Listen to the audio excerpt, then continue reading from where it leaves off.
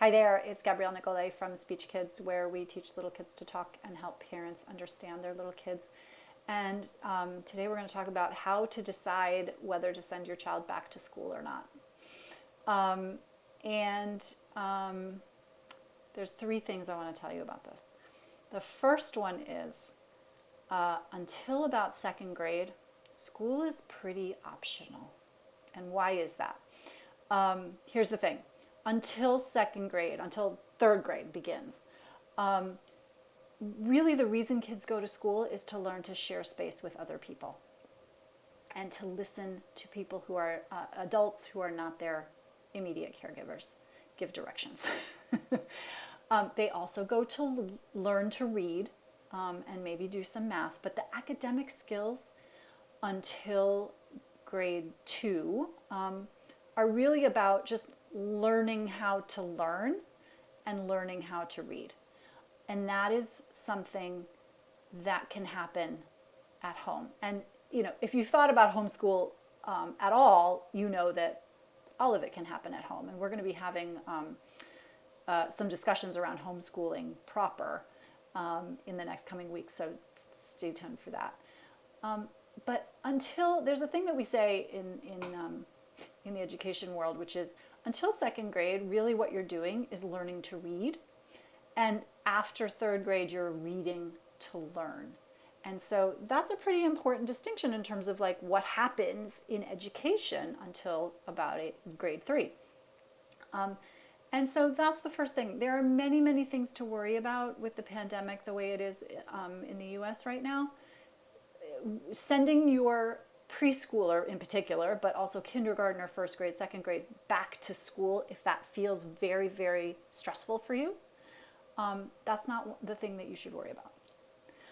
But as we know, there are other considerations. So here's the second thing you should think about when you're deciding whether or not to send your child back to school in person, which is, did they like school before the pandemic, before the shutdown? And if they didn't, then you're getting some information about what they might need going forward, and you might want to allow yourself to consider not sending them back. If it seems like school is not the right place for them, and you have the option not to send them, then maybe that's a decision you're going to make. I am not here to tell you what decision to make. Nobody can do that except you. But I do want to just lay these frameworks out for you so that you have a way to think about what the right decision is for your family. So did your kid like school before? If they did, maybe it feels right to send them back. I have 2 kids who really love school and they like to go. And so I'm actually undecided about what's going to happen, and the decision might happen for me because school might be virtual this year anyway. But do they like it? That's the second thing. The third thing is, what is the work configuration? What is the adult availability in your home? Because, you know, you are a member of the family. And your schedule matters, you the adult. And so you might have to just sort of think about, okay, how does that work if kids are home? Now, again, some of this is being imposed on us.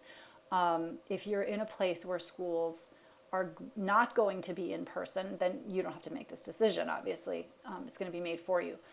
The part you might have to decide about is, are you going to opt into virtual school, otherwise called Franken school, as I've heard it referred to, or are you going to opt out of the system?